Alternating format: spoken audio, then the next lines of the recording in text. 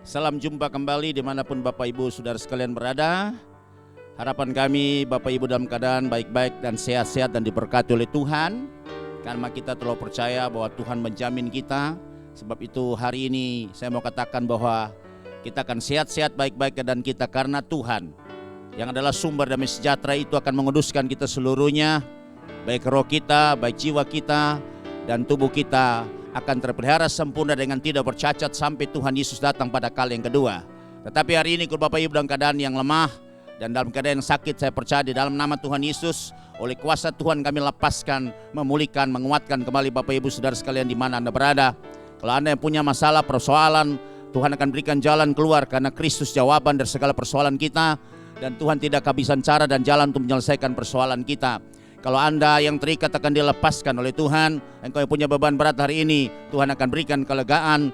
Dan Tuhan akan menguatkan kita senantiasa. Kalau engkau dalam keadaan yang susah, Tuhan akan hiburkan hatimu. Di dalam nama Tuhan Yesus, terima pemulihan yang daripada Tuhan. Kami dari Rumah Pemulihan Segala Bangsa, The House of Restoration for All Nations, menyampaikan shalom kepada Bapak Ibu Saudara sekalian dari Desa Kembes 1, Kabupaten Minahasa, Sulawesi Utara. Hari ini kita berjumpa kembali dalam seri pengajaran firman Tuhan dengan judul Menjaga Kekudusan Hidup. Kalau minggu kemarin kita dengan judul bahwa hidup di dalam kekudusan. Dan hari ini sebagai ayat pokok kita akan baca kembali dalam surat 1 Petrus pasal yang pertama ayat yang ke-13 sampai dengan ayat yang ke-19. Harapan saya Bapak Ibu sudah siap dengan Alkitab masing-masing dan kita akan membaca bersama-sama dalam hitungan yang ketiga. 2, 3. Sebab itu, siapkanlah akal budimu, waspadalah dan letakkanlah pengharapanmu seluruhnya atas kasih karunia yang dianugerahkan kepadamu pada waktu penyataan Yesus Kristus. Hiduplah sebagai anak-anak yang taat dan jangan turuti hawa nafsu yang menguasai kamu pada waktu kebodohanmu. Tetapi hendaklah kamu menjadi kudus di dalam seluruh hidupmu, sama seperti Dia yang kudus yang telah memanggil kamu. Sebab ada tertulis, kuduslah kamu sebab aku kudus. Dan jika kamu menyebutnya Bapa, yaitu Dia yang tanpa memandang muka menghakimi semua orang menurut perbuatannya, maka hendaklah kamu hidup dalam ketakutan selama kamu menumpang di dunia ini. Sebab kamu tahu bahwa kamu telah ditebus dari cara hidupmu yang sia-sia, yang kamu warisi dari nenek moyangmu itu bukan dengan barang yang fana, bukan pula dengan perak atau emas, melainkan dengan darah yang mahal, yaitu darah Kristus yang sama seperti darah anak domba yang tak bernoda dan tak bercacat. Demikian pembacaan ayat pokok kita dari surat 1 Petrus pasal yang pertama 13 sampai dengan ayat yang ke-19. Yang di sini pasti ditekankan ada pada ayat yang ke-15 dan yang ke-16 bahwa kuduslah engkau karena aku adalah kudus. Demikian kata firman Tuhan. Tuhan menciptakan baik laki-laki maupun perempuan diciptakan secara khusus oleh Allah, bukan hasil proses evolusi, ya, tapi betul-betul Tuhan yang menciptakan. Saya catat di sini evolusi itu merupakan rekayasa naturalistis untuk menerangkan asal mula dan perkembangan alam semesta. Pandangan ini menolak pencipta ilahi yang menjadikan segala sesuatu termasuk manusia. Teori mereka bahwa segala sesuatu dijadikan melalui serangkaian peristiwa kebetulan selama bermiliar-miliar tahun. Itu arti daripada evolusi atau teori evolusi yang dikembangkan oleh seorang yang terkenal Darwin. Dan kita percaya bahwa Alkitab kita adalah kebenaran yang bisa dipertanggungjawabkan. Di dalam kitab Kejadian 1 ayat 27 berkata, maka alam menciptakan manusia itu menurut gambarnya, menurut polanya, menurut patronnya, menurut gambar Allah diciptakannya dia, laki-laki dan perempuan diciptakan mereka. Ya, saya memang sengaja menampilkan kata laki-laki dan perempuan, karena Alkitab ini dengan jelas mengatakan bahwa Tuhan menciptakan laki-laki dan perempuan. Ada negara-negara yang sudah menerima LGBT, itu status atau ID daripada tiap-tiap orang itu ada yang male, female, dan other.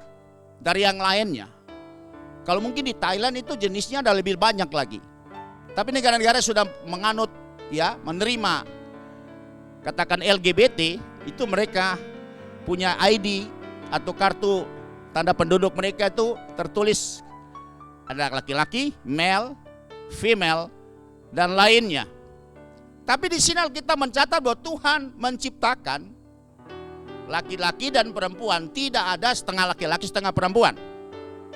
Sebab itu perlu ada ketegasan, ya, dari kebenaran firman Tuhan. Untuk kita harus berpihak kepada kebenaran, membetulkan segala sesuatu yang terjadi, ya, di dunia nyata ini yang abnormal, yang tidak sesuai dengan apa yang menjadi ketentuan atau kodrat ilahi.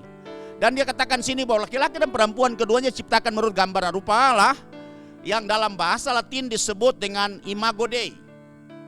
Imago Dei dan kata image itu berasal dari kata imago. Itu sama dengan gambar atau citra Allah. Ya, kita akan baca dalam Kitab Mazmur pasal yang ke-8 ayat yang ke-6. Ya, dikatakan di sini, namun engkau telah membuatnya hampir sama seperti Allah dan telah memengkotainya dengan kemuliaan dan hormat. Jadi manusia diciptakan itu hampir sama dengan Allah. Hampir sama artinya ada bagian yang sama dan ada bagian yang berbeda. Yang berbeda adalah bahwa Allah itu mencipta, sedangkan manusia atau semua makhluk, baik yang manusia, binatang maupun tumbuh-tumbuhan itu diciptakan oleh Allah. Itu perbedaannya. Ya, saya ulangi lagi bahwa kenapa Alkitab dengan jelas mengatakan dalam Mazmur pasal 8 ayat 6 katakan bahwa Tuhan telah membuat hampir sama seperti Allah dan telah memengkotainya dengan kemuliaan dan hormat. Artinya kemuliaan dan hormat, kata kemuliaan itu juga bisa mengandung kata kekudusan.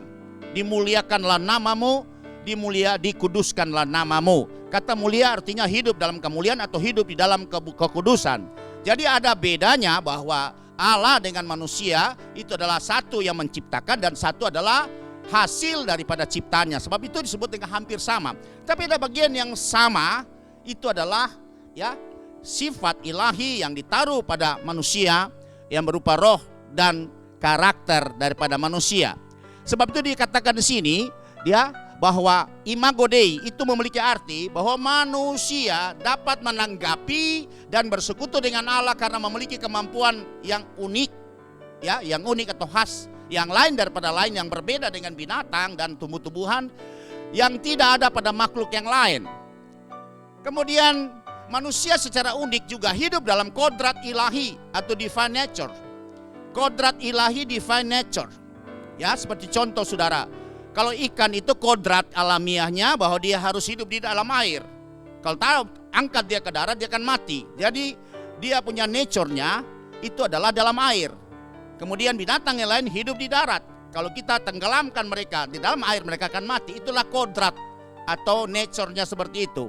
Nah, kita manusia waktu diciptakan itu bahwa kita hidup juga di dalam kodrat ilahi atau disebut dengan divine nature.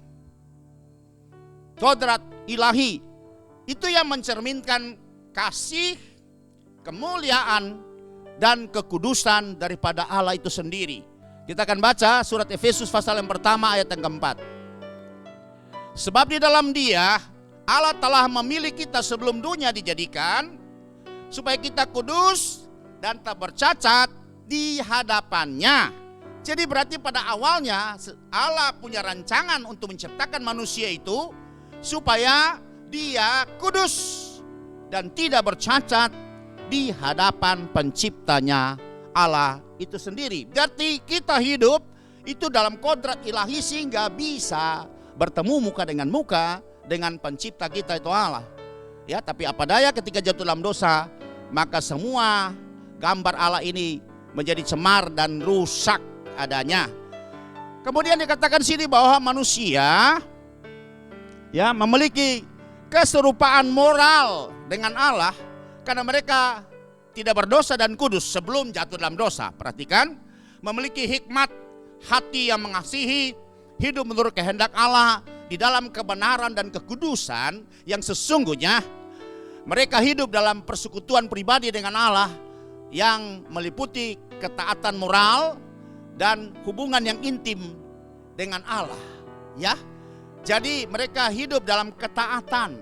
Saya nggak tahu mereka hidup dalam ketaatan itu berapa lama. Karena Alkitab tidak mencatat sebelum mereka dirayu, digoda oleh iblis, dan akhirnya mereka jatuh di dalam dosa. Kejadian pasal yang kedua ayat 16 sampai dengan yang ke-17. Lalu Tuhan Allah memberi perintah ini kepada manusia, semua pohon dalam taman ini boleh kau makan buahnya dengan bebas. Tetapi pohon pengetahuan tentang yang baik dan yang jahat itu, janganlah kau makan buahnya. Sebab pada hari engkau memakannya, pastilah engkau mati. Artinya berarti satu pohon kehidupan dan satu pohon kematian. Sebab pada saat engkau memakannya, maka engkau akan mati. Tapi manusia selama waktu saat mulai diciptakan sampai ketika dia jatuh dalam dosa itu mereka hidup di dalam ketaatan. Nanti sesudah mereka dirayu dan termakan rayuan si iblis itu, baru mereka jatuh dalam dosa. Dan ketika mereka jatuh dalam dosa, maka rusaklah yang namanya citra atau image daripada Allah itu yang ada sama pada manusia.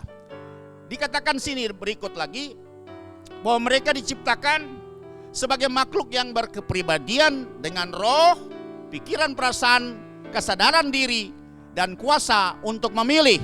Sebab itu mereka diberi free will kalau kita lihat di sini. Buktinya apa? Kita bisa baca Kitab Kejadian pasal yang kedua, itu ayat yang ke-19 sampai 20. Nanti kita lanjut ke pasal 3. Lalu Tuhan Allah membentuk dari tanah segala binatang hutan dan segala burung di udara. Dibawanyalah semuanya kepada manusia itu untuk melihat bagaimana ia menamainya. Dan seperti nama yang diberikan manusia itu kepada tiap-tiap makhluk yang hidup, demikianlah nanti nama makhluk itu. Jadi Tuhan memberikan kebebasan, berikan otoritas, kuasa kepada manusia untuk menamai semua binatang yang Tuhan ciptakan. Ayat yang ke-20. Manusia itu memberi nama kepada segala ternak, kepada burung-burung di udara, dan kepada segala binatang hutan. Tetapi baginya sendiri ia tidak menjumpai penolong yang sepadan dengan dia. Kita lanjut pada Kitab Kejadian pasal yang ketiga ayat 6 dan 7. Perempuan itu melihat bahwa buah pohon itu baik untuk dimakan dan sedap kelihatannya. Lagi pula pohon itu menarik hati karena memberi pengertian. Lalu ia mengambil dari buahnya dan dimakannya dan diberikannya juga kepada suaminya yang bersama-sama dengan dia. Dan suaminya pun memakannya. Ayat yang ke-7. Maka terbukalah mata mereka berdua dan mereka tahu bahwa mereka telanjang. Lalu mereka menyemat daun pohon ara dan membuat cawat. Jadi sebelum mereka jatuh dalam dosa, kita melihat di sini bahwa manusia diberikan otoritas, diberikan kuasa untuk menentukan pilihannya. Itu disebut dengan free will. Jadi manusia punya kebebasan diberikan oleh Tuhan. Tuhan itu punya otoritas yang tanpa batas. Tapi dalam menjalankan hubungan dengan manusia, dia tidak menggunakan otoriter. Dengan cara otoriter, dia tidak bertindak seperti itu. Dia memberikan kebebasan untuk memilih. Pohon itu kan sudah dilarang, jangan engkau makan buahnya. Kalau engkau makan pada hari itu engkau akan mati. Kemudian manusia juga diberikan kebebasan, diberikan otoritas untuk memberi nama daripada semua binatang yang Tuhan ciptakan. Dan kita melihat di sini jelas bahwa ketika manusia memilih untuk makan pohon yang mendatangkan kematian, maka itu pilihannya. Itu pilihannya. Itu yang disebut dengan free will. Jadi kita diciptakan bukan seperti robot. Kalau robot berarti pakai remote control. Tuhan pegang remote controlnya, sehingga ketika kita akan melakukan hal yang salah atau berdosa, maka Tuhan bisa membuat kita jadi patung. Bisa aja seperti itu, atau berbalik ke tempat yang lain. Tapi Tuhan memberi kebebasan kepada manusia itu dengan otoritas untuk bisa dapat menentukan pilihannya masing-masing. Saudara dengar itu. Sehingga kita bukan diciptakan dengan tidak memiliki kuasa untuk menentukan pilihan kita sendiri. Dan berikut ini dikatakan bahwa bicara mengenai kekudusan, orang Yahudi Kristen. Jadi yang jadi Kristen pertama itu orang Yahudi. Bukti apa? Karena Kristus itu orang Yahudi. Yesus orang Yahudi, pasti keluarganya di Kristen pertama. Kristen artinya pengikut Kristus. Memiliki sebuah lagu tradisional yang diambil dengan memadu kitab Nabi Yesaya dan kitab Wahyu yang menjadi konsep mereka tentang Allah yang esa. Mari kita akan lihat dalam kitab Nabi Yesaya pasal yang ke-6 ayat yang ke-3. Dan mereka berseru seorang kepada seorang, katanya, "Kudus, kudus, kuduslah Tuhan semesta alam. Seluruh bumi penuh kemuliaannya." Ini bagian daripada ayat ini yang dipakai, dipadukan dalam lagu tradisional mereka yang selalu mengagungkan Tuhan, bahwa Tuhan itu dikatakan kudus, kudus, kudus. Dan kita akan lihat lagi dalam kitab Wahyu pasal yang keempat ayat yang ke-8.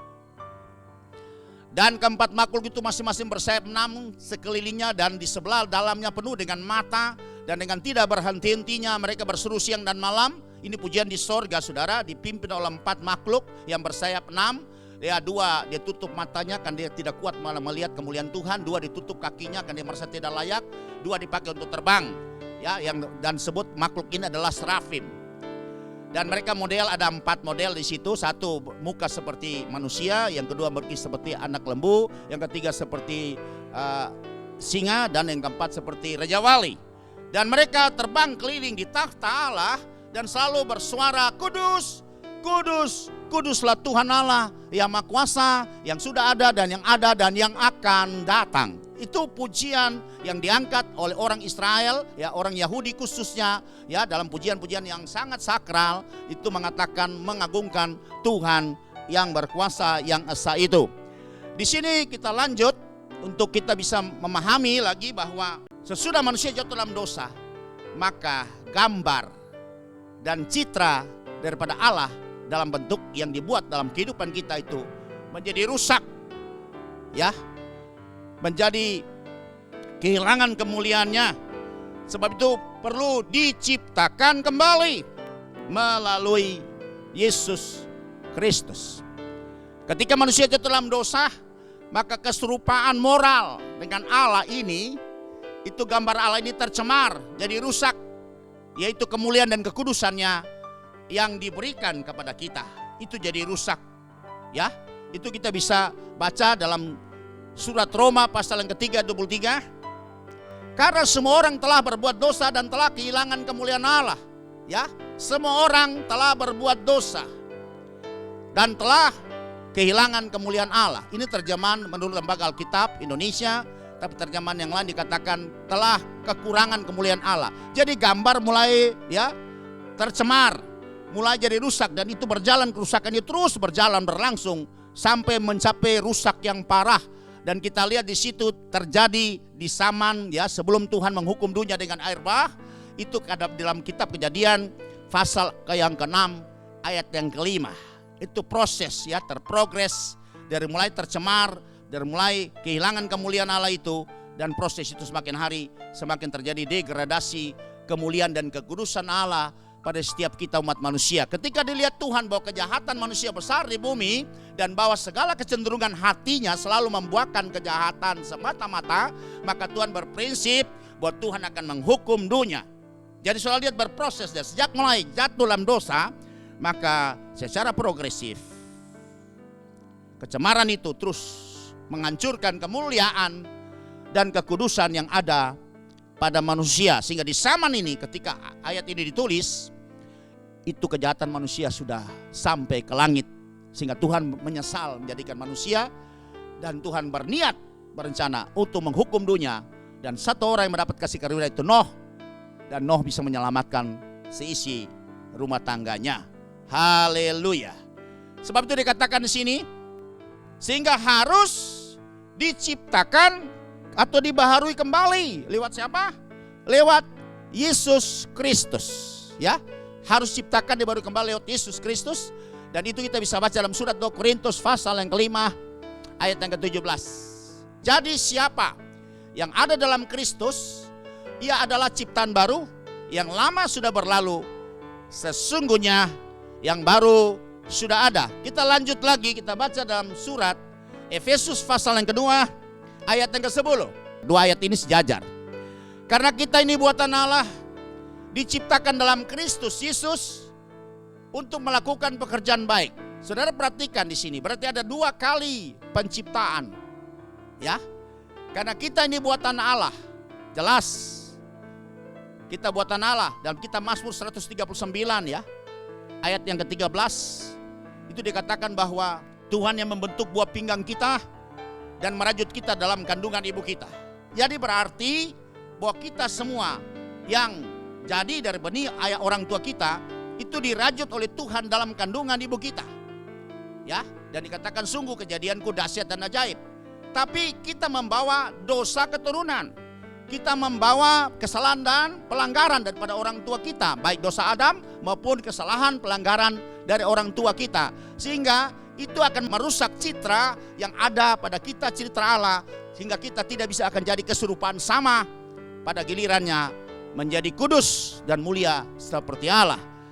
Sebab itu kita harus diciptakan kembali. Maka ayat ini jelas menulis di dalam Efesus pasal yang kedua ayat yang 10 dikatakan bahwa kita ini buatan Allah, harus diciptakan kembali dalam Kristus Yesus untuk melakukan pekerjaan yang baik yang dipersiapkan Allah sebelumnya. Artinya sebelum dunia jadikan Tuhan punya rencana seperti ini. Ia mau supaya kita hidup di dalam kekudusan dan kemuliaannya. Percaya, bilang amin, haleluya. Ini kemuliaan yang luar biasa, saudara. Siapakah saudara dan saya? Sehingga Tuhan begitu sangat serius sekali. Sudah jatuh, tapi Tuhan berupaya dengan cara Tuhan, ya, dengan anugerah Tuhan, dengan kasih Tuhan, dengan rahmat Tuhan, merancangkan proyek kembali untuk memulihkan kita kembali, supaya kembali, ya, gambar Allah, image-nya, citranya yang rusak itu, yang sudah cemar itu bisa dipulihkan kembali, sehingga kita akan kembali sesuai dengan rencana Allah sebelum kita diciptakan. Jadi Allah menciptakan manusia sebagai makhluk dengan 3 unsur. Perhatikan, Allah menciptakan manusia, ya, sebagai makhluk dengan 3 unsur, yaitu roh, jiwa, dan tubuh, ya, sehingga dapat didefinisikan sebagai berikut. Manusia adalah roh yang memiliki jiwa, yang mengatur pikiran, perasaan, kehendak, dan emosi yang diam di dalam tubuh. Ya, saya ulangi lagi. Saya dapat mendefinisikan, karena Tuhan menjadikan kita dengan 3 unsur, yaitu roh, jiwa, dan tubuh.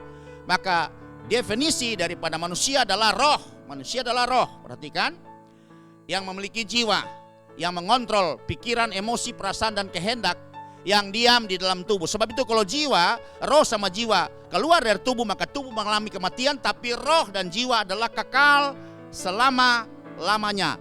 Kalau dia mati dalam dosa, maka dia akan masuk neraka untuk binasa selama-lamanya. Kalau dia hidup mati di dalam kebenaran, maka dia akan kekal hidup selama-lamanya bersama-sama dengan Tuhan di Firdaus atau di dalam kerajaan sorga. Haleluya, saudara.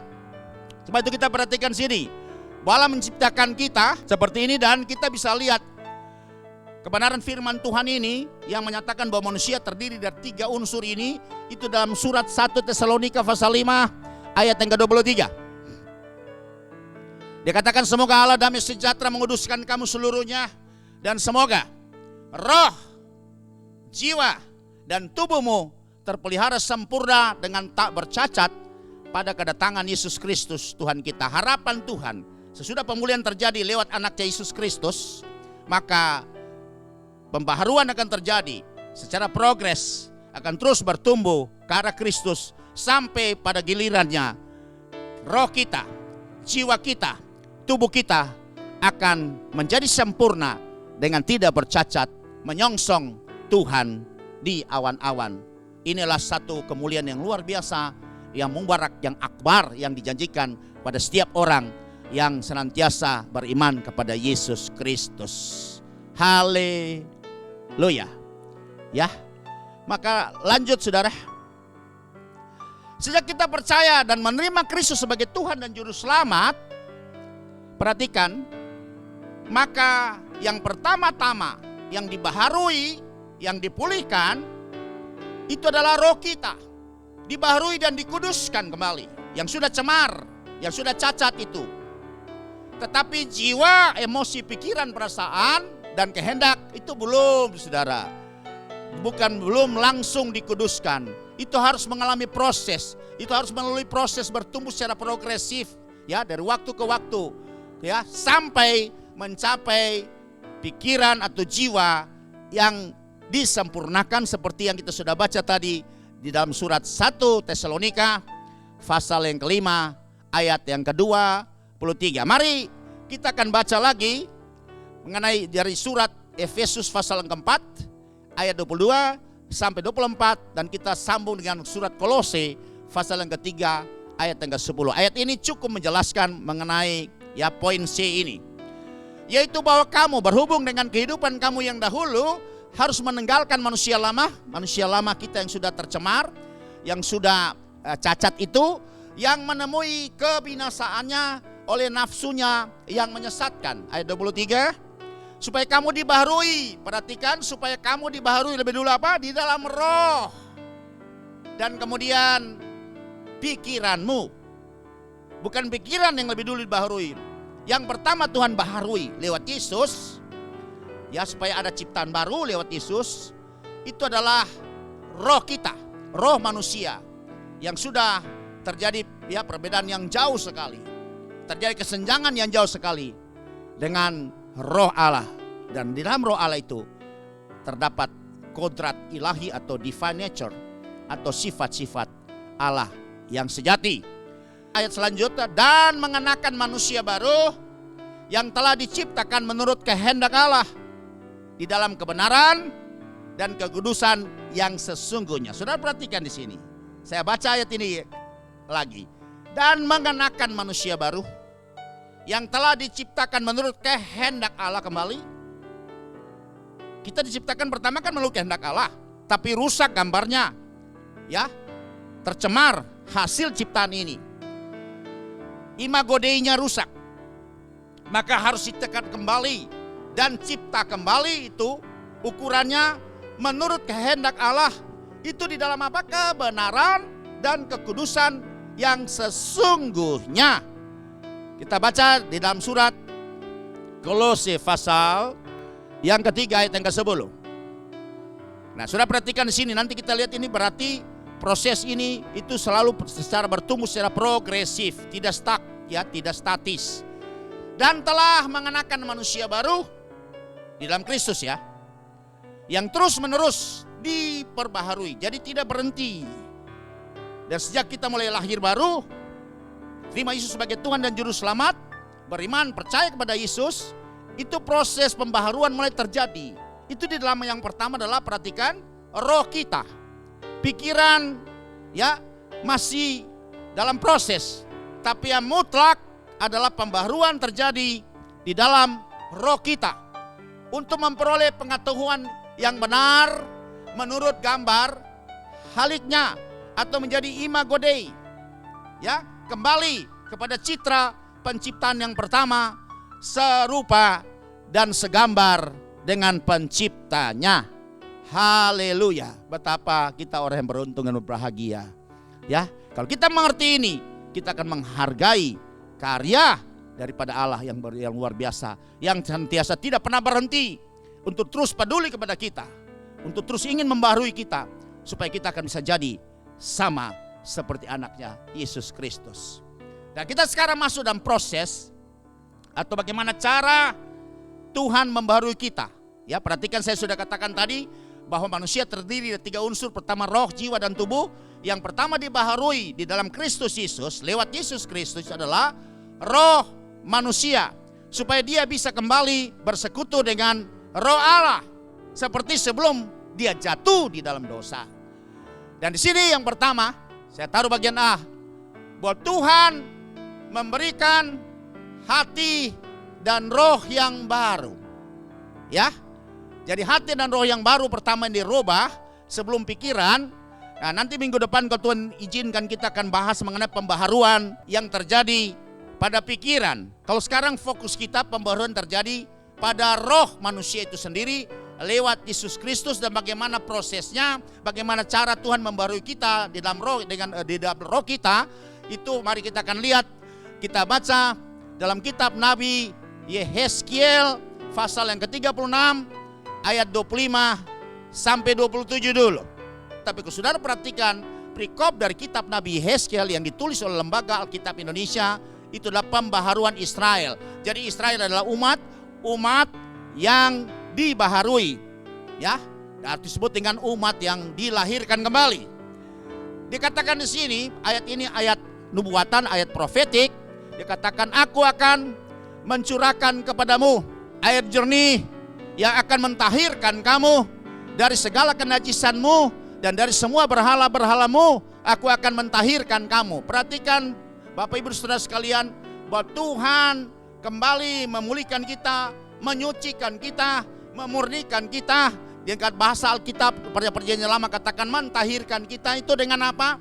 Mencurahkan air jernih. Ya, pegang perkataan ini. Ini perkataan firman. Ini pakai air, bukan pakai doa. Pakai air. Ya, lanjut. Kamu akan kuberikan hati yang baru dan roh yang baru di dalam batinmu. Batin itu manusia batinia, tempat di mana roh manusia itu bertakhta. Dan aku akan menjauhkan dari tubuhmu hati yang keras dan kuberikan kepadamu hati yang taat, hati yang pemberontak, hati yang tidak bisa tunduk kepada kebenaran, hati yang tidak bisa mengasihi Tuhan, hati yang tidak bisa konsisten terus untuk bisa dapat melakukan segala perintah ketetapan Tuhan.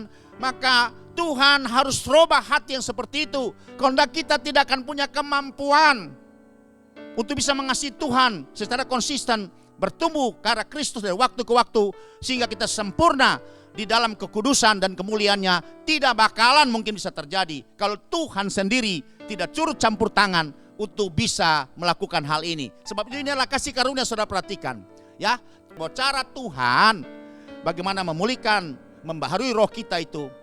Di sini dikatakan tadi ayat 25, Tuhan mencurahkan air jernih ya, untuk mentahirkan kamu dari apa? Segala kenajisanmu, ya, segala kecemaran kita, dan dari semua berhala-berhala.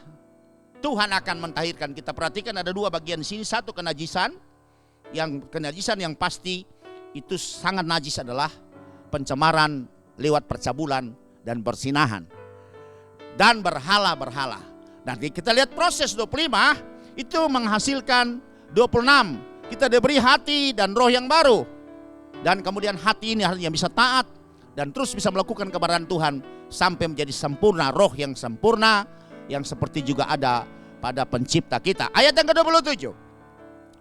Roh Tuhan akan Tuhan berikan diam di dalam batinmu, dan aku dan Tuhan akan membuat kamu hidup menurut segala ketetapan Tuhan dan tetap berpegang pada peraturan-peraturan Tuhan dan melakukannya. Ini karena kuasa pembaharuan itu, maka kita bisa diberi kemampuan ilahi, kemampuan yang supranatural untuk bisa dapat melakukan semua kehendak Tuhan. Yang saya simpulkan itulah ketetapan dan segala peraturan dan perintahnya. Kalau tidak, kita pasti gagal akan melakukannya. Sebab dengan kekuatan kita manusia yang terbatas, kita pasti tidak akan mampu bisa mengembalikan kembali roh kita untuk kembali kepada citra pencipta kita, untuk bisa sama kudus mulia seperti Yesus. Ini tidak akan mungkin terjadi. Langkah-langkah yang harus di sini, yang perlu kita tahu bahwa Yehezkiel 36 ayat 25 sampai 27 itu memberikan profetik, gambaran profetik mengenai yang sebut dengan lahir dari air dan roh, atau sebut dengan baptisan air dan baptisan Roh Kudus. Nanti sebentar kita akan bahas ayatnya lebih detail lagi. Dan gini langkah-langkah cara Tuhan membaharui kita. Pertama tentunya itu kita harus bertobat. Bertobat kan kita dengar kebenaran firman Tuhan. Ya, baik lewat pengkhotbah atau kita baca sendiri kebenaran firman Tuhan. Ketika hati kita dijamah oleh Tuhan, kita sadar dan menyesal. Itu namanya metamelomai. Menyesal bahwa saya orang yang celaka. Saya harus bertobat, harus berbalik supaya saya bisa diselamatkan. Ketika kita sadar seperti itu karena zaman Roh Kudus atau dengar kebenaran Injil, maka kita mengambil sikap langkah menyesal yang pertama. Dengan sikap hati kita bahwa kita menyesal, kita sadar, dan kemudian kita bertobat atau metanoia. Kita berbalik daripada gelap, hidup yang kotor itu, kepada hidup yang bersih, yang benar, kepada hidup yang fasik, kepada hidup yang benar. Dan kita berbalik dari kegelapan kepada terangnya yang ajaib. Jadi berbalik 180 derajat, bukan 360 derajat. Kalau saudara berbalik 360 derajat, berarti ada satu lagu yang sangat terkenal tuh, bertengkok masih seperti yang dulu. Jadi berbalik 360 derajat berarti kembali dari start, dari nol kembali ke nol lagi, saudara. Tapi kita harus berbalik 180 derajat, artinya berpaling dari gelap kepada terang yang disebut dengan metanoia. Diawali dengan melomai atau rasa menyesal yang sungguh yang terjadi di dalam hati kita dan pikiran kita, dan kita memiliki keinginan yang kuat yang didorong oleh Roh Kudus untuk menjamah hati kita, untuk kita mulai akan mengambil langkah berbalik dari kegelapan kepada terangnya yang ajaib. Itu disebut dengan pertobatan. Ya, bertobat itu kata bertobat atau disebut dengan taubat, itu artinya akronim dari tidak akan ulang berbuat jahat. Itu taubat. Bahasa Indonesia kan lebih banyak bahasa Melayu dan bahasa Arab, saudara. Jadi kata taubat. Tapi kalau itu berarti kan berbalik 180 derajat. Tapi kalau berbalik 360 derajat itu artinya tomat. Tobat. Balik lagi kumat. Tobat, kumat. Ya saudara memang ada hidup di bawah kasih karunia. Kalau hukum Taurat langsung menghukum. Tidak ada kesempatan saudara bertobat.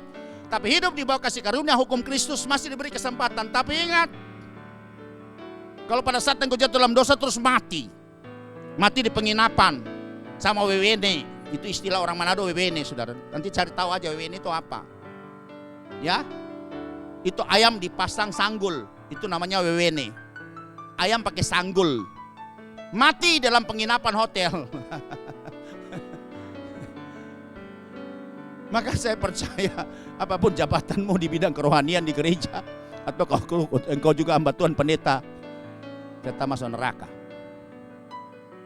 Ya, karena orang pesina tidak mendapat tempat dalam kerajaan sorga. Orang pemabuk aja nggak dapat oleh pesina, saudara. Oke, kita akan lanjut lagi. Dikatakan di sini, ya, bertobat, dan kemudian bertobat itu harus mengaku dosa. Bertobat dan mengaku dosa. Makanya dalam surat 1 Yohanes pasal yang pertama ayat 9, kita akan baca ini. Saya akan rinci bagian-bagian ini, penting sekali. Karena ini tahapannya, cara prosesnya untuk kita kembali dipulihkan, dibaharui kembali, untuk kembali seperti citra atau image-nya pencipta kita. Jika kita mengaku dosa kita, jadi ada banyak hamba Tuhan berkata, pemulihan itu dimulai dari keterbukaan. Maka perlu pengakuan. Perlu pengakuan. Kita mengaku di depan Tuhan. Kadang-kadang juga Tuhan ya suruh kita harus mengaku di depan hamba Tuhan. Di depan hamba-hamba Tuhan yang melayani kita. Itu Tuhan harus mengaku supaya ada saksi gitu loh. Kadang-kadang seperti itu. Tapi sering saya menuntun orang untuk mulai dia bertobat, ya dia mengaku langsung kepada Tuhan aja, dia berdoa sendiri. Ya saya cuma kasih arahan apa yang harus didoain, dan kemudian dia akan berdoa sendiri. Saya arahkan bahwa pertama engkau minta ampun, berkata bahwa engkau adalah keturunan yang ada kutuknya. Yang kedua, kalau engkau pernah melakukan dosa persinahan, engkau mengaku depan Tuhan bahwa saya pernah jatuh dalam dosa persinahan, dan saya berjanji bahwa saya tidak akan melakukan lagi, dan minta saya disucikan oleh Tuhan. Yang ketiga, harus berdamai dengan sesama. Yang keempat, kalau engkau berdosa kepada Tuhan langsung lewat engkau pernah memakai jasa-jasa perdukunan atau dalam bentuk apa saja yang pernah dimandikan, disiram, disembur, atau pernah membaca ayat-ayat mantra, engkau harus berdamai dengan Tuhan. Karena itu berdosa langsung kepada Tuhan. Nah, sesudah selesai itu, ya baru kemudian dia harus masuk dalam proses yang namanya baptisan. Sebab itu di sini dikatakan dalam 1 Yohanes pasal pertama 9, katakan jika kita mengaku dosa kita, maka ia yang adalah setia dan adil, Tuhan Yesus ya, sehingga ia akan mengampuni segala dosa kita dan menyucikan kita dari segala kejahatan kita. Perhatikan di sini ayat ini ada dua proses. Satu, pengakuan dosa, keterbukaan ya kepada Tuhan, dia menyesal, kemudian dia ingin berbalik, dia mengakui semua dosa, perbuatan, kejahatan yang pernah dilakukan, pelanggaran pada masa lalu dan kesalahannya, dan dia ingin bahwa dia akan dipulihkan oleh Tuhan, dan Tuhan akan mengampuni, dan kemudian lanjut bahwa Tuhan akan mencuci. Kata di sini menyucikan tuh supaya jadi suci, jadi tahir, jadi murni, jadi bersih, itu dengan kata cleanse. Kata cleanse artinya itu basuh. Ya, berarti katakan to cleanse us from all unrighteousness. Artinya Tuhan akan mencuci, membasuh dari semua ya kesalahan dan semua ketidakbenaran kita. Ya, itu akan dicuci. Ini kata cuci loh. Jadi yang pasti kalau kata cuci berhubungan dengan yang namanya air. Jadi kalau kita hubungkan dengan ayat tadi profetik dalam kitab Nabi Yehezkel pasal yang ke-36 itu tadi, ayat 25 katakan bahwa Tuhan akan mencurahkan air jernih untuk mentahirkan kita dari segala kenajisan kita dan semua berhala-berhala. Ini nyambung saudara, karena ini ayat profetik. Nabi sudah menubuatkan itu ratusan tahun kemudian, ya kembali lagi oleh rasul-rasul disampaikan bahwa sesudah kita mengaku dosa kita, maka siap kita akan dicuci, dibersihkan, dimurnikan supaya kita menjadi tahir kembali. Kita akan lihat lagi ayat yang lain. Kisah Rasul pasal yang kedua, ayat yang ke-38. Semua ayat ini relevan sekali. Jadi bertobat dan mengaku dosa. Petrus berkhotbah dan kemudian mereka terharu dan mereka berkata, apa yang harus kami buat? Pada hari Pentakosta ini Petrus berkhotbah dan Petrus jawab Petrus kepada mereka, bertobatlah dan hendaklah kamu masing-masing memberi dirimu apa? Dibaptis dalam nama Yesus Kristus untuk apa? Pengampunan dosamu. Jadi, saudara perhatikan di sini, persoalan baptisan dengan pengampunan dosa itu erat hubungannya, tidak bisa dipisahkan. Bertobat, percaya kepada Yesus, bertobat tanpa dibaptis. Saya percaya itu persoalan belum selesai. Belum tuntas itu. Maka kamu akan menerima karunia Roh Kudus. Bertobat, menyesal dosa, bertobat, mengaku dosa, kemudian selanjutnya adalah memberi diri dibaptis sebagai jalan pengampunan dosa. Dibersihkan dari semua kecemaran, kenajisan yang sudah masuk menjadi sampah dalam hidup kita di dalam roh manusia. Nah, poin yang kedua, itu kita bisa lihat disebut memberi diri dibaptis. Memberi diri dibaptis. Dan baptisan saya mau kasih tahu bagian daripada proses keselamatan. Karena proses pengampunan dosa, proses pembersihan dari segala dosa dan kecemaran itu selain kita minta ampun kepada Tuhan, tapi harus dicucikan, dibersihkan dari semua kecemaran yang pernah kita buat pada masa lalu, yaitu ya kesalahan, dosa, dan pelanggaran kejahatan kita. Sebab itu di sini juga ayat-ayat ini jelas menguatkan dari semua apa yang sudah kita baca sebelumnya, baik dalam kitab Yehezkel, Kisah Rasul maupun 1 Yohanes 1 ayat 9. Itu dalam Yohanes pasal yang ketiga ayat yang kelima di sini, di mana seorang yang nama Nikodemus datang kepada Tuhan, ya, dan bertanya bahwa bagaimana untuk dia bisa masuk dalam kerajaan surga, bagaimana untuk bisa memperoleh hidup kekal. Ini pakar teologia, ini adalah tokoh yang duduk di dalam 70 mahkamah agama.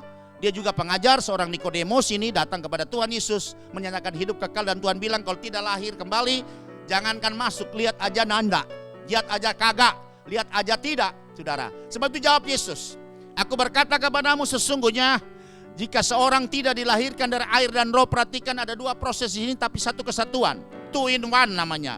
Satu air dan yang kedua adalah roh Tuhan, Roh Kudus. Ayat jelas menulis seperti ini. Tidak bisa dipisahkan, bukan air saja, tapi air dan Roh Kudus prosesnya menyatu. Ia tidak dapat masuk dalam kerajaan Allah.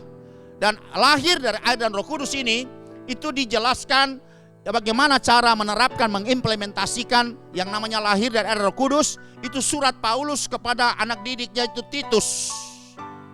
Ya, di dalam surat Titus pasal yang ketiga ayat kelima itu menjelaskan mengenai bagaimana caranya itu lahir daripada dengan air dan Roh Kudus. Pada waktu itu, ya, Dia telah menyelamatkan kita. Pada waktu Yesus melakukan proyek keselamatan, ya, itu sudah, karena dikatakan telah menyelesaikan semua tugas-tugas penyelamatan atau proyek keselamatan telah selesai. Atau jalan tol untuk kita bisa memperoleh keselamatan sampai ke rumah Bapa yang kekal itu sudah selesai lakukan Yesus 2000 tahun yang lalu, ya, dari mulai mati, dikuburkan dan bangkit dan kemudian naik ke sorga itu, dan kemudian mencurahkan Roh Kudus itu sudah selesai 2000 tahun yang lalu, sehingga keselamatan sudah ada menjadi bagian daripada setiap bangsa, kaum, suku dan bahasa. Tinggal bagaimana sekarang cara saudara mengambil keselamatan itu dan kemudian masuk di dalamnya. Dan apa yang harus kita lakukan untuk bisa memperoleh keselamatan itu. Dikatakan di sini, tetapi karena rahmat, artinya kita beroleh keselamatan ini memang karena rahmat anugerah. Dengan cuma-cuma. Lewat percaya kepada Yesus, karena Yesus sudah melakukan penebusan. Dia bayar semua hutang dosa kita, dosa dari zaman Adam, dosa keturunan kita, dan juga dia membayar juga dosa-dosa yang dituntut oleh hukum Taurat. Telah lunas dibayar. Dia telah tebus, dia bayar, lunas terbayar, bukan pakai kredit saudara. Lunas terbayar, sehingga tuntutan baik dari dosa Adam maupun hukum Taurat itu sudah tidak lagi berlaku buat kita, dan itu kita terima dengan cuma-cuma. Ketika kita percaya sama Yesus, maka semua itu akan dilunasi oleh Tuhan Yesus sendiri. Ini karena rahmatnya. Tapi memperoleh rahmat ini saudara perhatikan, oleh permandian kelahiran kembali atau lahir dari air. Ini ayatnya jelas menjelaskan secara detail bagaimana proses lahir dari air. Ketika Tuhan sampaikan kepada Nikodemus bahwa orang bisa masuk dalam kerajaan surga, aku berkata kepadamu sesungguhnya barang siapa yang tidak dilahirkan dari air dan Roh Kudus, dia tidak akan masuk dalam kerajaan Bapa. Dan lahir dari air Roh Kudus itu adalah lewat permandian kelahiran kembali atau lahir dari air, lewat permandian atau dalam bahasa Greka yang Indonesiakan disebut dengan baptisan, dan pembaharuan yang dikerjakan oleh Roh Kudus. Two in one. Air mencuci, membersihkan dari semua sampah kenajisan, kecemaran, dari semua sampah dosa, pelanggaran dan kejahatan kita. Kemudian Roh Kudus ditaruh dalam hati kita, di dalam roh kita, untuk kita memperoleh yang namanya roh dan hati yang baru. Percaya, katakan amin. Saya agak lama di sini, kita bisa lihat lagi dalam surat yang lain, dalam surat Efesus pasal yang kelima ayat yang ke-26 dan yang ke-27. Harus tuntas saudara. Ini ayat semua mau ditaruh di mana saudara? Ayat ini punya keterkaitan, semua ada benang merahnya, ada mata rantainya yang menjelaskan satu dengan yang lain kepada ayat-ayat yang tadi kita sudah baca. Dia katakan di sini untuk menguduskannya. Sesudah ia apa? Menyucikannya dengan memandikannya dengan air dan firman. Sudah perhatikan, firman memberikan petunjuk caranya, dan air itu memproses kita, memandikan kita, membaptiskan kita supaya kita menjadi suci, menjadi tahir, menjadi murni dan berlayak di hadapan Bapa kita di sorga. Ayat yang ke-27. Supaya dengan demikian ia menempatkan jemaat di hadapan dirinya dengan cemerlang tanpa cacat lagi atau kerut atau yang serupa itu, tetapi supaya jemaat itu apa? Kudus dan tidak bercela. Menguduskan roh kita itu dengan permandian air atau dengan sebut dengan baptisan air. Maka kita memperoleh hati dan roh yang baru. Demikian kata firman Tuhan, bukan kata saya. Demikian kata firman Tuhan. Ini bukan rekayasa manusia. Saudara perhatikan baik ayat yang sudah kita baca sebelumnya sampai saat ini di dalam surat Efesus pasal 5 ayat 26 dan 27 jelas memberikan kita pengertian, mengajar kita untuk kita bisa dikuduskan supaya kita tidak bercelah, tidak bercacat. Itu dengan menggunakan air, dimandikan dengan air. Saudara perhatikan ayat 26 untuk menguduskannya supaya tidak cemar lagi, supaya murni, supaya tahir, supaya bersih di hadapan Bapa kita di sorga. Itu harus ia menyucikannya dengan memandikannya dengan air. Memandikannya dengan air. Kita mandi artinya membersihkan diri untuk kenajisan atau kekotoran secara jasmani di luar kita, di tubuh kita, di kulit kita saudara. Dan firman, perhatikan ayat ini, dia menyucikan dengan memandikannya dengan air dan firman. Dan kata bahasa ya, perjanjian baru ini ditulis dalam bahasa Greka atau bahasa Yunani, itu disebut dengan baptizo, yang diindonesiakan jadi baptisan. Yang minggu kemarin saya sudah jelaskan, kalau secara harafiah itu memiliki 3 arti. Suatu benda yang ditenggelamkan atau dicelupkan dalam air. Ditenggelamkan, dicelupkan dalam air. Itu dari arti daripada kata baptizo. Yang kedua, satu benda yang seluruh permukaannya diliputi air dan tidak terendam dalam air. Karena seluruh permukaan benda itu diliputi air, dilingkupi oleh air. Kemudian yang ketiga pengertiannya, suatu benda yang seluruh permukaannya basah. Basah itu memberi artian dari kata baptizo. Ya, jadi saudara lihat di sini berarti pasti ditenggelamkan, dicelup di dalam air supaya pengertian yang hakiki daripada kata baptizo itu bisa dipenuhi. Ya, kalau diperciki kan cuma kepalanya yang basah, rambutnya aja doang. Dia tidak sebut dengan rantiso. Kalau percik artinya rantiso. Kita harus jelas di sini. Alkitab tidak pernah menulis rantiso, tapi Alkitab menulis baptizo yang diindonesiakan jadi baptisan. Kenapa kau repot-repot amat dan persoalan seperti ini? Lakukan saja seperti firman, kan sudah selesai. Kalau rantiso itu bisa dibenarkan, siapa ya, puji Tuhan. Tapi kalau itu salah, bagaimana nasibnya ketika kita berhadapan dengan Tuhan? Tuhan bilang, aku perintahkan baptiso, kenapa kamu lakukan rantiso? Siapa yang bertanggung jawab, saudara? Ini persoalan menyangkut dengan keselamatan. Sekali lagi saya tekankan bahwa baptisan itu menyangkut ya pengampunan dosa dan juga keselamatan. Seperti tadi dalam Kisah Rasul 2 ayat 38 katakan, bertobat dan berilah dirimu dibaptis sebagai jalan pengampunan dosamu, baru kemudian kamu akan menerima karunia Roh Kudus. Nah, kita baca lagi nih ayat supaya lebih jelas lagi. Saya harus berlama di sini. Karena semua ayat yang saya jelaskan ini ayat itu merangkai ayat, bukan tafsiran saya. Kisah Rasul 2 ayat 38 katakan, karena orang banyak terharu dengan pemberitaan Petrus bahwa yang sudah disalibkan itu telah dijadikan Tuhan dan Kristus. Kamu harus percaya kepada dia. Dia adalah Sang Juru Selamat, ya, Mesaya atau Yeshua Hamasia atau Yesus Kristus. Jawab Petrus kepada mereka, bertobatlah dan hendaklah kamu masing-masing memberi dirimu dibaptis sedalam nama Yesus Kristus untuk pengampunan dosa. Berarti hubungan pertobatan dan baptisan itu adalah paket yang disebut dengan pengampunan dosa. Percaya, bilang amin. Baru kamu akan bisa menerima karunia Roh Kudus. Kalau enggak, tidak bisa akan terima, saudara. Ayat selanjutnya kita akan baca ya di dalam surat Ibrani pasal yang ke-10 ayat 20 sampai 22. Ini ayat ini punya benang merah atau mata rantai dengan ayat-ayat sebelum yang telah kita baca bersama-sama yang sudah saya jelaskan sebelumnya. Dia katakan demikian, karena ia telah membuka jalan baru dan yang hidup bagi kita melalui tabir Yesus Kristus sebagai imam besar, yaitu dirinya sendiri. Ayat yang ke-21. Dan kita mempunyai seorang imam besar sebagai kepala rumah Allah. Jadi imam itu dia menjadi perantara antara Allah dengan manusia dan manusia dengan Allah.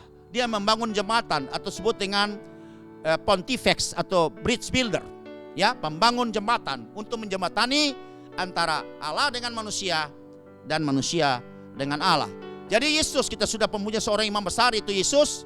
Dia sebagai perantara kita dan supaya kita bisa masuk menghadap Allah Bapa kita di sorga dalam keadaan yang berlayak. Ayat 22. Karena itu marilah kita menghadap Allah dengan hati yang tulus ikhlas. Perhatikan, ini bicara hati, itu tempat roh manusia. Harus memiliki hati yang tulus ikhlas dan keyakinan iman yang teguh. Bagaimana kita bisa memiliki hati yang tulus ikhlas sedangkan kita terlahir dengan hati yang jahat? Semua manusia yang terlahir dari kandungan perempuan, seorang perempuan itu pasti membawa kesalahan dan dosa yang dititipkan lewat benih orang tuanya. Sebab itu tidak ada yang namanya orang yang terlahir dari seorang kandungan ibu atau perempuan itu memiliki hati yang tulus ikhlas. Tidak pernah terjadi, saudara. Ayat yang mengatakan seperti itu. Oleh karena hati kita telah dibersihkan dari hati nurani yang jahat. Jadi untuk supaya bisa layak ketemu menghadap Allah, kita harus memiliki hati yang tulus ikhlas. Itu harus hati kita dibersihkan lebih dulu dari hati nurani yang jahat. Dengan cara apa? Dan tubuh kita telah dibasuh, dicuci, dimandikan, dibersihkan, ditahirkan dengan air yang murni. Semua ayat ini berhubungan langsung dengan ayat-ayat yang sebelumnya kita telah membacanya. Dan lanjut satu ayat yang terakhir dalam surat 1 Petrus pasal yang ketiga ayat yang ke-21. Juga kamu sekarang diselamatkan oleh kiasannya, yaitu baptisan. Saudara perhatikan ini, ayat ini luar biasa. juga kamu sekarang diselamatkan oleh kiasannya, itu baptisan. Berarti baptisan itu bagian daripada apa? Keselamatan. Seperti yang kita sudah baca dalam Kisah Para Rasul pasal yang kedua ayat yang ke-38 tadi. Maksudnya bukan untuk membersihkan kenajisan jasmani atau mandi ya. Kalau kita mandi biasa itu membersihkan kenajisan atau kotor-kotor pada jasmani kita, melainkan untuk memohonkan hati nurani yang baik kepada Allah. Perhatikan, persoalan ini berarti baptisan itu adalah memproses hati manusia supaya jadi murni, jadi bersih. Ya, di situ adalah tempat roh manusia, dan juga nanti Tuhan akan taruh rohnya untuk bersekutu dengan roh kita oleh kebangkitan Yesus Kristus. Saya baca ayat ini ulang lagi. Mari kita akan baca bersama-sama, perhatikan secara baik. Juga kamu sekarang diselamatkan oleh kiasannya, yaitu baptisan.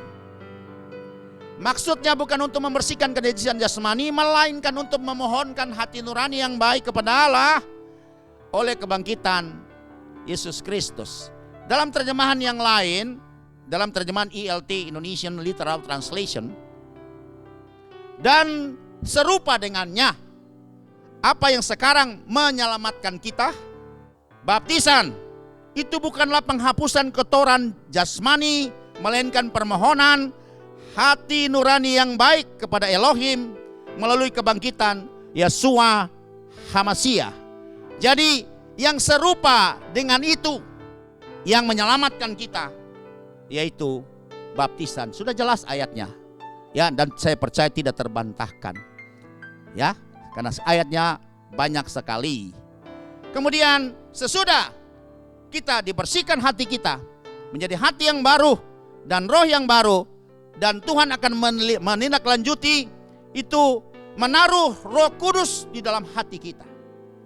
Ya, sudah perhatikan di sini, karena tadi dari konteks dari teks ayat Kisah Rasul pasal 2:38, bertobat, kemudian beri dirimu dibaptis sebagai jalan pengampunan dosamu, baru selanjutnya kamu akan terima karunia Roh Kudus. Karena bagian ini tidak bisa terpisahkan. Itu yang namanya proses lahir baru, ya.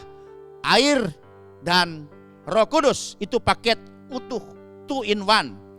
Menerima Roh Kudus dalam hati. Kita baca dalam Kisah Rasul pasal yang pertama ayat 4 sampai dengan yang kelima. Pada suatu hari ketika ia makan bersama-sama dengan mereka, Yesus sudah bangkit, ya. Sudah mendekati hari yang ke-40, dia bersama-sama dengan mereka. Dia menunjukkan bahwa betul-betul dia bangkit, bukan ya roh yang bergentayangan. Dan ia melarang mereka meninggalkan Yerusalem. Ini murid-murid yang pertama, rasul-rasul yang pertama. Dan menyuruh mereka tinggal di situ menantikan janji Bapa, yang demikian katanya, telah kamu dengar daripadaku. Sebab Yohanes membaptis dengan air, tetapi tidak lama lagi kamu akan dibaptis dengan Roh Kudus. Jadi waktu itu Roh Kudus dengan karya yang baru belum terjadi, masih dengan karya yang dengan cara yang lama, hanya mengurapi orang-orang khusus, imam, nabi-nabi, raja-raja, dan orang-orang yang dipakai dengan ya tugas-tugas yang khusus itu. Tuhan mengurapi mereka dengan Roh Kudus. Tapi perjanjian baru, ya, nubuatan Yoel itu digenapi. Yoel 2 ayat 28-29, bahwa semua orang akan diurapi dengan Roh Kudus, akan dibaptis dengan Roh Kudus.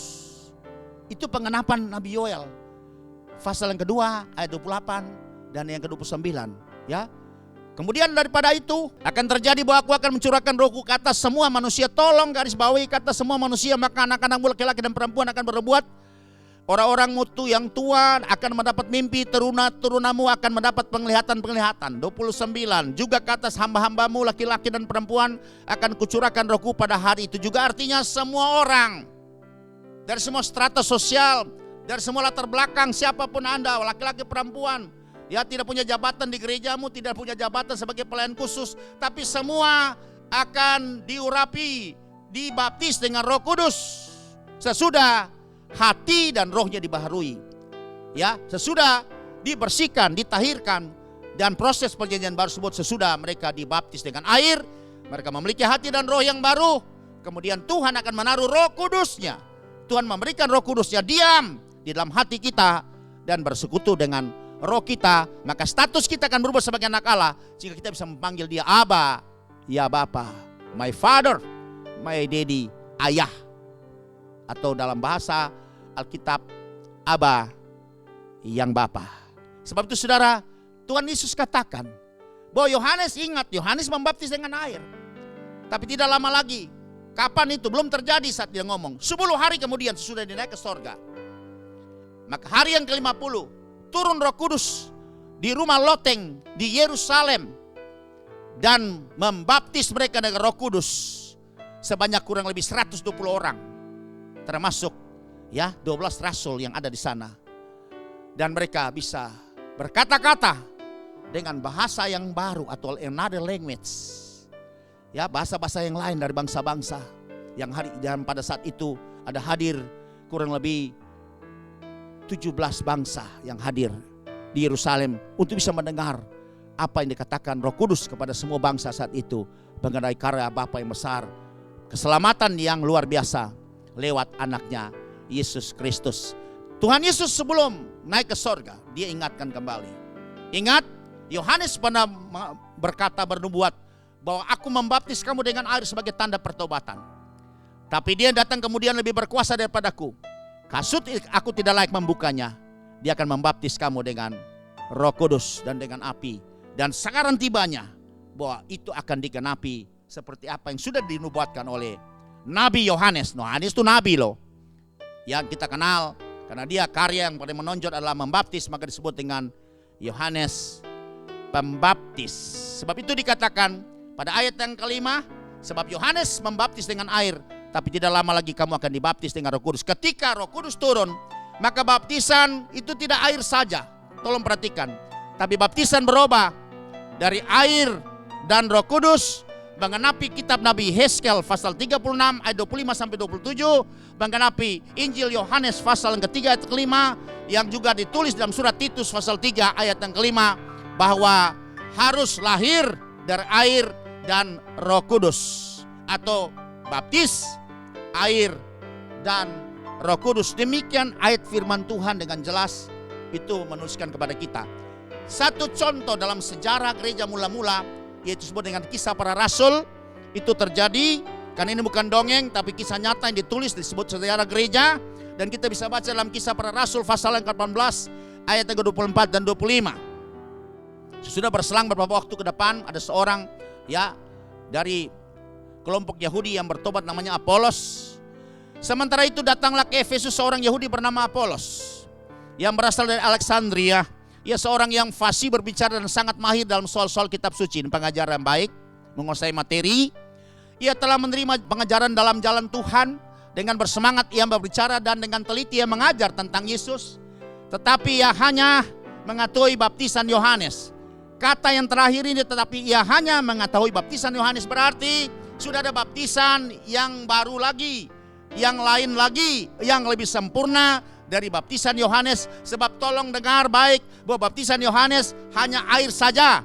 Tapi Yesus berkata, dan Yohanes sudah menubuatkan bahwa bukan saja kamu dibaptis dengan air, tapi pada tiba gilirannya nanti kamu akan dibaptis dengan air dan Roh Kudus. Dan Yesus berkata di dalam Kisah Rasul yang kita sudah baca tadi, bahwa Yohanes membaptis dengan air, tapi tidak lama lagi kamu akan dibaptis dengan air dan Roh Kudus. Artinya kelengkapan nubuatan ini digenapi, air dan Roh Kudus. Sudah hari Pentakosta, baptisan berubah menjadi air dan Roh Kudus. Sebab itu kasus yang terjadi di sini dalam Kisah Para Rasul pasal 18 ayat 25 ini, Apolos memberitakan mengenai Yesus dan orang di Efesus percaya dan mereka memberi diri mereka dibaptis. Tapi Apolos membaptis mereka dengan cara Yohanes, berarti cuma air saja. Sebab itu Paulus bertanggung jawab untuk datang kembali ke Efesus untuk menggenapi, atau dengan kata lain memperbaiki pertobatan lewat baptisan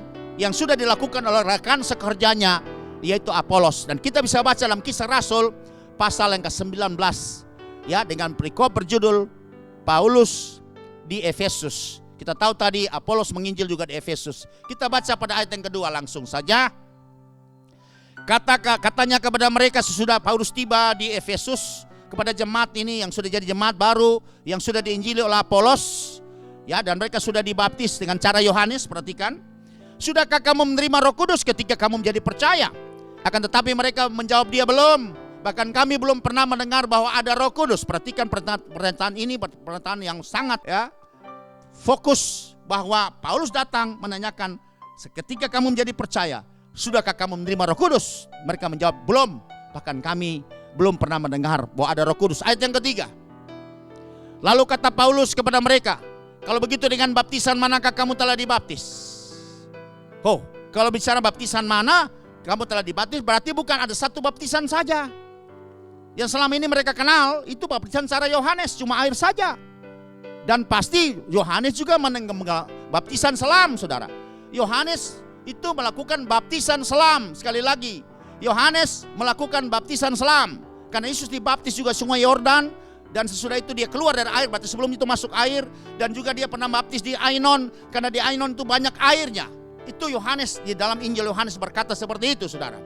Ya, sebab itu di sini dikatakan, dengan baptisan, kalau begitu dengan baptisan manakah kamu telah dibaptis? Jawab mereka, dengan baptisan Yohanes. Benar, saudara. Kemudian lanjut Paulus berkata pada ayat yang keempat, kata Paulus, baptisan Yohanes adalah pembaptisan orang yang telah bertobat. Artinya itu pertobatan, tapi itu sudah masa lalu yang sudah disempurnakan sesudah hari Pentakosta. Tolong perhatikan. Sesudah hari Pentakosta, maka baptisan tidak lagi menggunakan baptisan Yohanes, tapi baptisan yang sudah digenapi oleh Yesus, yaitu air dan Roh Kudus. Demikian kata firman Tuhan. Dan Paulus berkata, baptisan Yohanes adalah pembaptisan orang yang telah bertobat. Dan ia berkata kepada orang banyak bahwa mereka harus percaya kepada dia yang datang kemudian daripadanya, yaitu Yesus. Ayat yang kelima, ketika mereka mendengar hal itu, mereka memberi diri mereka dibaptis dalam nama Tuhan Yesus. Artinya mereka dibaptis kembali. Kalau tadi mereka dibaptis sudah Apolos memberitakan Yesus kepada mereka, mereka percaya dan mereka dibaptis dengan cara Yohanes, tapi belum terima Roh Kudus karena Yohanes cuma baptisan air saja. Sebab itu Paulus datang bertanya, apakah sudah terima Roh Kudus? Mereka bilang belum, dengar aja belum. Dan dia bertanya, kalau begitu dengan baptisan mana kamu telah dibaptis? Dan mereka menjawab, dengan baptisan Yohanes. Dan Paulus berkata, baptisan Yohanes hanya pertobatan, tapi mereka harus percaya yang dikatakan oleh Yesus bahwa kamu akan terima Roh Kudus. Ketika mereka mendengar itu, mereka memberi diri mereka dibaptis lagi dalam nama Tuhan Yesus. Jadi siapa yang bilang tidak bisa membaptis ulang? Ayatnya jelas. Kalau saudara belum terima Roh Kudus, baru dibaptis dengan cara Yohanes, cuma diselamkan dengan air. Kalau belum terima Roh Kudus, hari ini dengar kebenaran firman Tuhan, saudara juga perlu harus terima Roh Kudus. Kalau ditumpangin tangan gak bisa terima Roh Kudus, harus dibaptis kembali. Dan saya yakinkan, saya percaya, saya pastikan Anda bisa menerima Roh Kudus. Cara terima Roh Kudus pada ayat yang ke-6, demikian kata firman Tuhan. Dan ketika Paulus menumpangkan tangan di atas mereka, turunlah Roh Kudus ke atas mereka, dan mulailah mereka berkata-kata dalam bahasa roh dan bernubuat. Tanda orang dibaptis Roh Kudus. Roh Kudus menempatkan hati yang sudah tahir, yang bersih lewat baptisan air. Dia akan diberi kemampuan supranatural, berkata-kata dengan bahasa yang baru, yaitu bahasa roh. Bahasa roh, ya, speaking in tongue atau another language. Ada dua cara, berkata-kata dengan bahasa roh atau dengan bahasa-bahasa lain yang diberikan roh itu kepada mereka. Saudara perhatikan di sini. Sebab itu ini 2 in 1, air dan kemudian lewat penumpangan tangan, maka mereka menerima Roh Kudus dalam hati mereka seperti janji tadi, bahwa bertobat dan beri dirimu dibaptis sebagai jalan pengampunan dosamu, maka kamu akan terima karunia Roh Kudus. Dan ini digenapi dengan cara ini, saudara. Sebab itu kita lihat orang-orang Efesus yang sudah diinjili oleh Apolos, mereka bisa menerima Roh Kudus ketika penumpangan itu oleh Paulus, maka mereka menerima Roh Kudus. Dan tanda mereka menerima Roh Kudus, manifestasinya adalah mereka diberi kemampuan untuk berkata-kata dengan bahasa roh dan bernubuat. Demikian kebenaran firman Tuhan yang dapat kami sampaikan, dan ini kebenaran firman Tuhan. Dan saya yakinkan kepada saudara sekalian dimanapun Anda berada, sejauh mana suara ini bisa didengar, di mana firman ini bisa disampaikan, bahwa kalau engkau belum bisa menerima Roh Kudus, tandanya apa engkau terima Roh Kudus? Bahwa engkau harus diberi kemampuan supranatural, berkata-kata dengan bahasa yang baru atau bahasa lidah. Maka mari saudara, hari ini, karena ini adalah karya Tuhan yang luar biasa untuk memulihkan kembali rohmu. Engkau harus terima Roh Kudus dalam hatimu. Tandanya engkau akan berkata-kata dengan bahasa yang baru atau bahasa lidah atau dengan bahasa-bahasa yang lain. Kita masuk pada bagian berikut. Bagaimana kita menjaga kekudusan hati dan roh kita. Ya, karena perhatikan bahwa pelajaran kita hari ini adalah bagaimana menjaga kekudusan hidup, dan khusus yang dibaharui yang pertama itu hanya roh kita dulu. Kalau Tuhan izinkan minggu depan lagi kita akan bicara mengenai bagaimana untuk bisa memulihkan pikiran kita. Ya, roh dulu yang dipulihkan, baru kemudian pikiran. Dan di sini katakan sesudah dipulihkan tadi dengan cara Tuhan lewat baptisan air, kita memiliki roh dan hati yang baru, kemudian Tuhan taruh Roh Kudusnya. Bagaimana menjaga kekudusan hati dan roh kita sesudah kita menerima berkat yang luar biasa ini? Yang pertama, saudara, yang pertama, jauhkanlah dirimu dari berhala. Ini yang pertama, saudara. Kenapa di sini berhala? Karena berhala tuh mainannya di alam roh. Jadi kalau kita menyembah berhala berarti roh kita langsung terikat. Masuk, ya, roh itu bisa masuk mengikat kita langsung. Itu roh-roh peramal, ya, roh-roh, ya, telaah, itu semua terjadi, saudara. Menyembah roh-roh arwah dan seterusnya semua. Karena iblis itu bergerak juga di alam roh, saudara. Sebab itu untuk menjaga kekudusan hati dan roh kita, jauhkanlah dirimu dari yang namanya berhala. Dan kita tahu bahwa berhala itu kutuknya sampai 3-4 keturunan.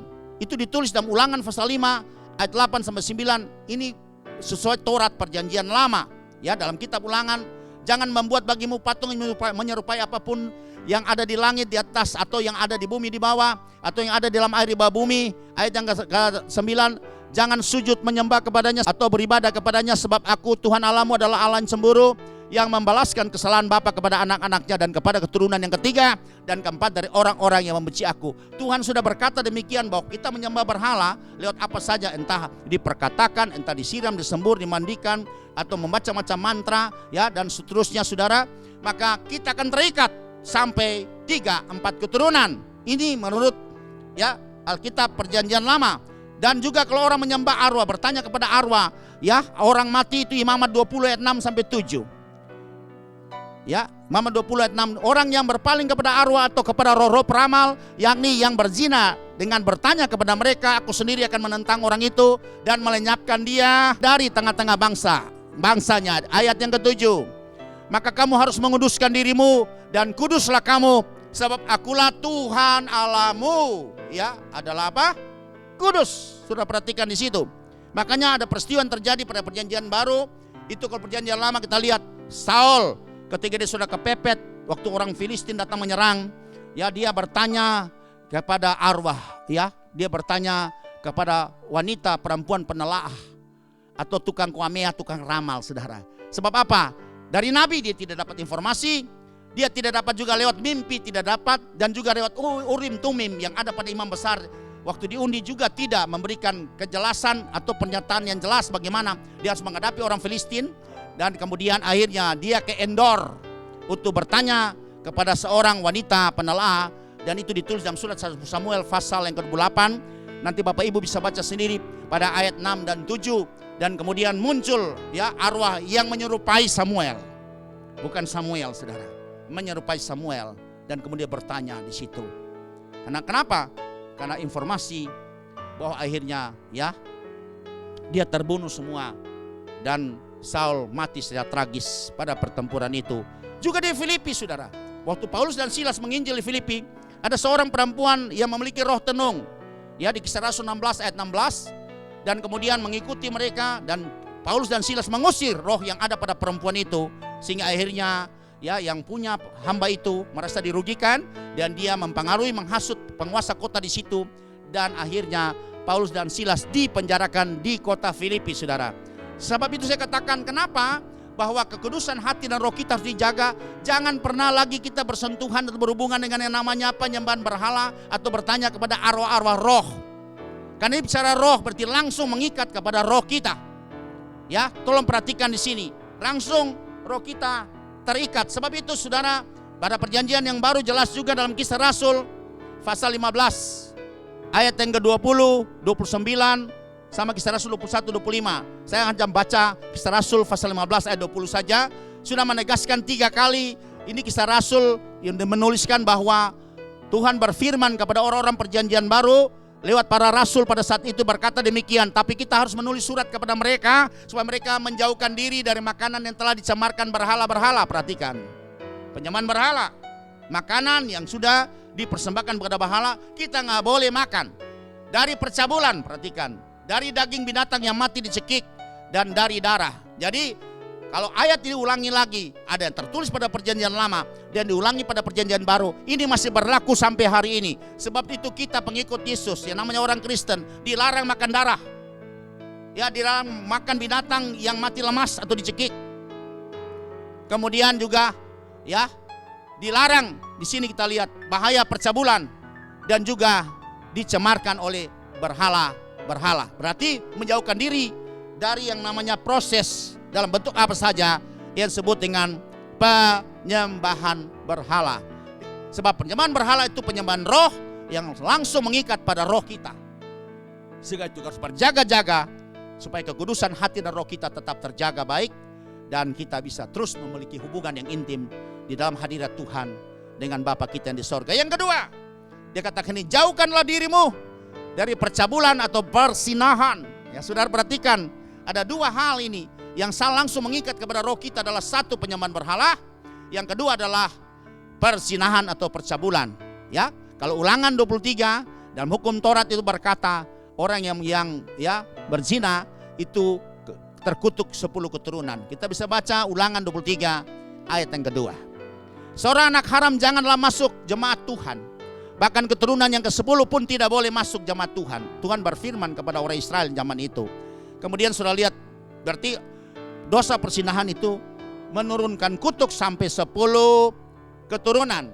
Di dalam surat 1 Korintus pasal yang ke-6 ayat 16 sampai 20, di situ Paulus dengan tegas bagaimana menguraikan secara rinci dan mengenai dosa yang namanya percabulan. Dan percabulan ini adalah dosa yang mengikat sampai kepada roh manusia. Kita bisa baca dalam 1 Korintus pasal 6 ayat yang ke-16. Atau tidak tahukah kamu bahwa siapa yang mengikatkan diri kepada perempuan cabul atau laki-laki cabul sama saja menjadi satu tubuh dengan dia. Sebab demikian kata Nas, keduanya menjadi satu daging. Perhatikan, satu daging. Terjadi koneksi yang seperti itu, saudara. Kecabulannya, kecemarannya bisa pindah kepada kita yang bersih. Tapi kalau kita bersekutu atau bersetubuh dengan wanita atau ya pelacur atau perempuan cabul atau laki-laki cabul sama saja, maka kekotoran, kecemaran itu bisa berpindah kepada kita. Yang kemudian ayat yang ke-17 dikatakan, tetapi siapa mengikatkan dirinya kepada Tuhan akan menjadi apa? Satu roh dengan dia. Saudara perhatikan di sini. Jadi pengikatan ini sampai kepada roh.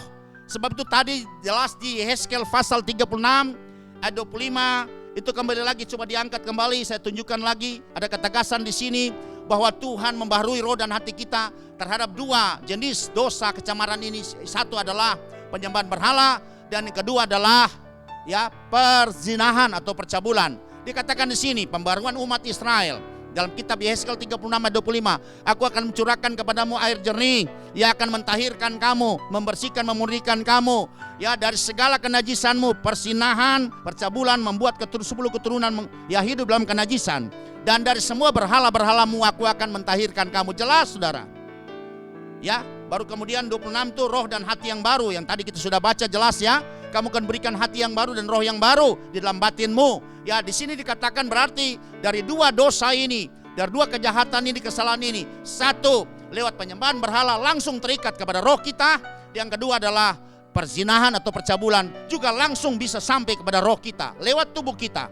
Maka dia masuk sampai mengikat dalam roh kita. Sebab itu, untuk menjaga kekudusan hidup, untuk supaya roh kita tetap baik, bersih, dan roh kita betul-betul menjadi baru yang seperti apa yang Tuhan telah berikan kepada kita, kita harus menjaga terhadap dua dosa ini. Jauhkan dirimu dari berhala dan jauhkanlah dirimu dari percabulan. Sebab itu dalam surat 1 Korintus pasal 6 ayat 18 caranya bagaimana? Dikatakan jauhkanlah dirimu dari percabulan. Setiap dosa lain yang dilakukan manusia terjadi di luar dirinya. Semua dosa yang lain, pembunuhan ya, hal-hal yang lain, pencurian atau saksi dusta di luar dirinya. Tapi orang yang melakukan percabulan berdosa kepada dirinya sendiri. Kita isi kecemaran masuk lewat tubuh kita, tapi dia langsung sampai kepada roh kita dan mengikat roh kita. Dan di situ kita dikatakan bahwa kita terikat. Sebab itu kalau untuk menjaga kekudusan roh kita, jauhkan diri kita dari dua hal ini, yaitu percabulan dan juga penyembahan berhala. Demikian yang dapat kami sampaikan. Dan akhirnya saudara-saudara, demi kemurahan Allah aku menasihatkan kamu supaya kamu mempersembahkan tubuhmu sebagai persembahan yang hidup kudus dan yang berkenan kepada Allah. Itu adalah ibadahmu yang sejati. Amin. Berbahagia setiap orang yang mendengar firman Tuhan, menerima dalam hati, memelihara, dan melakukannya. Tuhan memberkati. Kita berdoa. Bapa yang baik yang mengasihi kami dengan kasih yang kekal, terima kasih buat firman-Mu pada hari ini, di mana kami boleh diajar kembali, diberikan pengertian untuk kami tetap bisa menjaga kekudusan hidup kita. Yang pertama adalah roh kita, untuk kita dijauhkan dari semua pencemaran hati dan roh kita dalam manusia batinia kita lewat penyembahan berhala atau ilah-ilah zaman ini dalam bentuk apa saja yang mengikat kita, entah uang atau hobi kita atau apa saja yang kita lakukan yang sudah menjadi idol dalam hidup kita, mengikat kita, biar Tuhan lepaskan di dalam nama Tuhan Yesus. Dan biarlah kita jauhkan dari semua cara-cara praktik-praktik penyembahan berhala, mencari jasa-jasa perdukunan yang pernah dulu kita pernah lakukan. Tapi hari ini ketika kita mendengar firman Tuhan, kita lebih diteguhkan lagi untuk menjaga kekudusan roh kita, kekudusan hidup kita, supaya kita berkenan di hadapan Tuhan kita, supaya kita selalu ada layak di dalam hadirat-Nya. Biarlah firman ini Tuhan meteraikan setiap hati yang sudah mendengar kebenaran firman Tuhan ini. Biarlah tidak akan berlalu dengan sia-sia, tapi taruh pengertian, remahi firman ini Tuhan, supaya kami yang sudah mendengar ini bisa diberikan pengertian dan kami bisa dapat strategi yang luar biasa untuk bisa menjaga kekudusan roh kita, supaya kita betul-betul memiliki citra dan gambar yang dikembalikan seperti pada mulanya Tuhan menciptakan kita sekalian. Terima kasih Bapa dalam surga buat hari ini hal yang luar biasa di mana Tuhan berkenan untuk kami bisa mendengar kebenaran firman Tuhan. Sebab itu dari tempat ini semua rancangan kuasa kegelapan dalam roh yang akan mendatangkan kecelakaan bahkan maut, baik melalui kecelakaan lalu lintas, baik melalui bencana alam, baik melalui tangan orang fasik, melalui virus bakteri COVID-19 atau bentuk sel kanker atau sel-sel bakteri virus yang akan menyerang kita, yang mendatangkan sakit dan membahayakan hidup kita. Di dalam nama Tuhan Yesus kita katakan ditolak dalam nama Tuhan Yesus. Tidak terjadi. Aku melepaskan kesembuhan, kekuatan yang baru buat kita semua. Pulihkan kami Tuhan, pribadi kami, rumah tangga kami diberkati, hidup nikah kami diberkati, keluarga kami diberkati, anak-anak kami diberkati, sekolah pendidikan mereka diberkati, keluarga kami diberkati, usaha pekerjaan kami semua diberkati, rumah tinggal kami diberkati, lingkungan kami diberkati, bahkan wilayah kami diberkati dan juga memberkati negara dan bangsa kami. Dan akhirnya sebelum kami akan berpisah di dalam pelajaran ini, dengan iman kami akan mengangkat mendadakkan tangan kami, dan kami siap menerima berkat yang datang dari Bapa kami yang sungguh mengasihi kami. Terimalah berkat dari Bapamu yang mengasihi engkau, kasih yang besar yang senantiasa melingkupi kita sekalian, dan kasih karunia Tuhan Yesus Kristus yang senantiasa terus memampukan kita untuk hidup dalam kekudusan, dalam karunia daripada Tuhan, dan persekutuan Roh Kudus-Nya menyertai kita mulai hari ini seterusnya sampai Maranatha Tuhan Yesus datang pada kali yang kedua. Di dalam nama Tuhan Yesus kita semua yang menikmati berkat ini sama-sama katakan amin. Amin. Tuhan Yesus memberkati. Shalom. Sampai kita ketemu pada pelajaran minggu yang akan datang.